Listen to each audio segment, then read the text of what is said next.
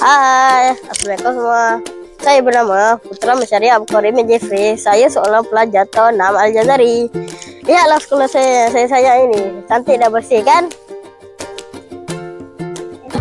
Sebelum itu, izinkan saya perkenalkan diri saya terlebih dahulu.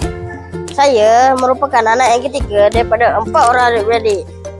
Saya bersyukur kerana saya lahir dalam keluarga yang bahagia. Saya bercita-cita untuk menjadi seorang pemain badminton pada suatu hari nanti.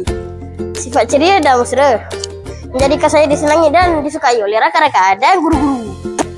Berpegang kepada motto PRS, bantu diri untuk bantu orang lain. Saya setia dengan jawatan pembimbing rakan sebaya kerana saya telah menjadi contoh yang baik kepada murid-murid lain. Sebagai pengurusi PRS, saya telah dilatih untuk menjadi insan yang disiplin dan bersihat budi. Selain itu, saya sangat aktif dalam bidang akademik. Banyak pencapaian yang saya telah dapat. Antaranya ialah mendapat sijil pentauliahan pangkat sarjan tunai Kadet Remaja Sekolah Malaysia pada tahun 2024, memegang jawatan PRS selama 3 tahun dan dilantik sebagai pengurusi PRS sekolah pada tahun 2025.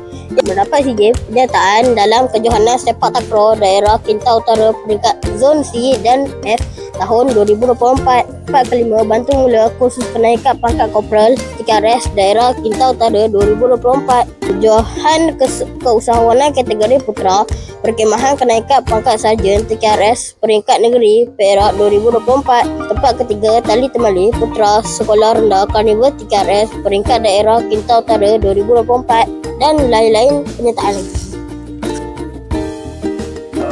Bawa kata pepatah, benda yang baik campak ke tanah menjadi gunung, campak ke laut menjadi pulau. Itulah saya. Sekian, terima kasih.